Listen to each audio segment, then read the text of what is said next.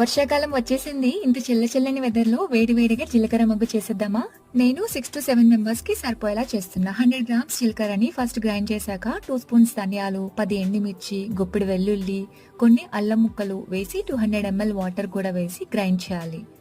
మళ్ళీ కొంచెం వాటర్ వేసి చట్నీ కన్సిస్టెన్సీ వచ్చేలాగా గ్రైండ్ చేసుకోవాలి. ఇప్పుడు పాన్ లో 2 టేబుల్ స్పూన్స్ ఆయిల్ వేసి కొంచెం ఆవాలు, జీలకర్ర, 1 కప్పు వెల్లుల్లి. ఎంత ఎక్కువ వేసుకుంటే అంత బాగుంటుంది. వెల్లుల్లి వేసాక కొంచెం నురుగులా ఉంటుంది, బట్ అదేం కాదు. ఇప్పుడు అందులోనే కొంచెం ఎండుమిర్చి అండ్ కరివేపాకు వేసి బాగా ఫ్రై చేయాలి. గ్రైండ్ చేసిన జీలకర్ర పేస్ట్ ని వేసి 5 to 7 మినిట్స్ వేగనివ్వాలి. కొంచెం ఆయిల్ సెపరేట్ అయ్యాక 3 to 400 ml వరకు వాటర్ వేసి కాస్త కలుపుకొని 1 స్పూన్ సాల్ట్ కూడా వేసుకోవాలి. అంటే సాల్ట్ ని అడ్జస్ట్ చేసుకోవాలి.